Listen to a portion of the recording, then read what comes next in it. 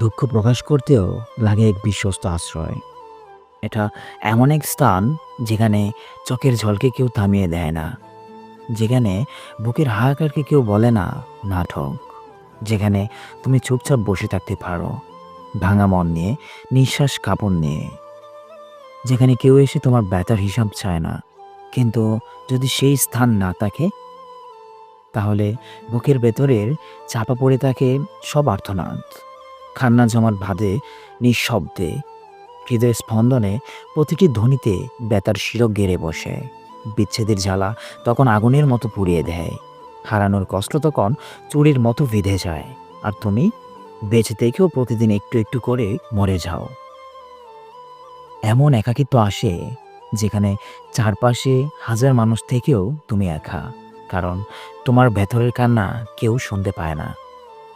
রাতের গভীরে বালিশ ভিজে যায় অশ্রুতে, শূন্য ঘর কেঁপে ওঠে তোমার হাহাকারে, কিন্তু তবুও পৃথিবী ভাবে তুমি শক্ত, তুমি নাকি হাসি দিয়ে সব আড়াল করতে পারো।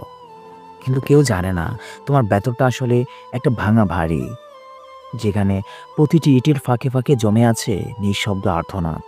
হয়তো কোনো একদিন কেউ আসবে সেই অন্ধকারে, তোমার ভাঙা বুকের কান্নাকে নীরবে শুনবে, বিচার করবে না, অবহেলা করবে না, শুধু থাকবে তোমার নিঃশব্দ কান্নার একমাত্র সাক্ষী হয়ে।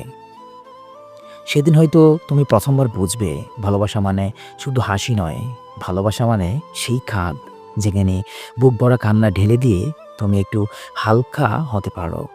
কিন্তু ততদিন পর্যন্ত তুমি কেঁদে যাবে নিঃশব্দে, তুমি মরতেই থাকবে ধীরে ধীরে নিজের বুকের ভেতরে চাপা কষ্ট নিয়ে।